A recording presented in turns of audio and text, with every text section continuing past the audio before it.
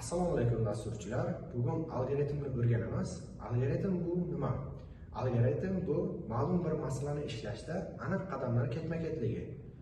Algoritm nima uchun kerak? Algoritm bu biror bir masalani ishlashda birinchi biz algoritmni tuzib olsak, biz u muammoni to'liq tushunib, aniq bir yechim bera olamiz.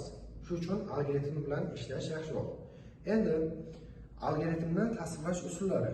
Algoritmni biz so'z bilan, dastur orqali, jadval ko'rinishda yoki blok sxema orqali tushuntirishimiz mumkin bo'ladi.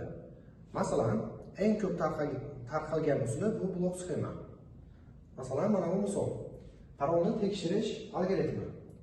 Har doim boshlash bo'ladi. Keyingi qadam biz kiritgan parolni yozib qo'yganmiz. Parol kiritilyapti va shart bilan tekshiryapti. Agar to'g'ri bo'lsa, parol to'g'ri deb aytsa, aks holda parol noto'g'ri va tugash. Bu oddiy tarmoqlanuvchiga misol. Endi algoritmning xossalari bor. Algoritmning 5 ta asosiy xossalari bor. Bular aniqlik. Masalan, har bir qadam aniq ko'rsatilib ketilgan. Kiritish, keyin shart bo'lishi har biri aniq ko'rsatilgan. Bosqichma-bosqich. Bunda aniq qaysi qadamdan keyin qaysi shart yoki amal kelishi bu yerda ko'rsatilib ketilgan. Mana shu narsa bosqichma-bosqich deyiladi. Keyingisi cheklangani. Ana endi ma'lum bir masala ishlangandan keyin tugash bor bu yerda.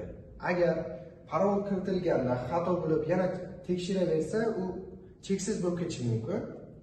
Bunda esa o'zi cheklanganlik bor. Natijaviylik. Oxirida natija beryapti. Parol to'g'ri yoki parol noto'g'ri deb bizga natija beradi. Endi ommaviylik. Ommaviylik bu biz xohlagan parol kiritsak ham bu narsa ishlashi kerak. Ya'ni faqat bitta parol uchun emas, xohlagan parol uchun ham ishlashi kerak bo'ladi. Algoritm turlari. Algoritm 3 xil bo'ladi. Chiziqli, tarmoqlanuvchi va takrorlanuvchi. Demak, birinchisi bu A va B yig'indisini hisoblaydigan dastur. Bunda birinchi boshlash, keyin kiritish, A va B ni kirityapmiz. Masalan, bunda A teng 1, B teng 2 desak, keyin qadamda bu ikkalasini yig'indisini hisoblayapti. Masalan, yig'inda bunda 3 bo'ladi. Keyin esa chiqarish, natijani bu ekranga chiqaradi va tugash. Endi keyingisi tarmoqlanuvchi. Bunda hozir shart bo'ladi. Masalan, ikkita sondan kattasini topish. Son kirityapmiz. Masalan, A teng 1, B teng 2 deb son kirityapmiz va buni tekshiryapti. A kattami B'dan, ya'ni 1 kattami 2dan. Agar shart bajarilsa, mana bu tomon ishlaydi. Bu rost degani, aks holda bu tomon. Nol bu yolg'on degani.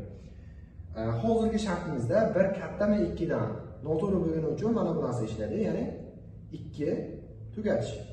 Ikkala holatda baribir maksimalni chiqarib beradi bizga. Keyingisi takrorlanuvchi. Bu algoritm bitta amalni bir necha marta takrorlash uchun ishlatiladi. Masalan, biz n sonni kirityapmiz. Masalan, n soni teng 3. Va 1 dan boshlab to 3 gacha bitta qadam bosib sikl bajarilyapti. Mana bu narsa 3 marta bajarildi. Ya'ni chiqarish operatori 1, 2, 3 deb bu 3 marta bajarilyapti. Bu chiziqli, tarmoqlanuvchi, takrorlanuvchi algoritmlar edi. Keyingi video darslarimizda bularni batafsil tushuntirib beramiz.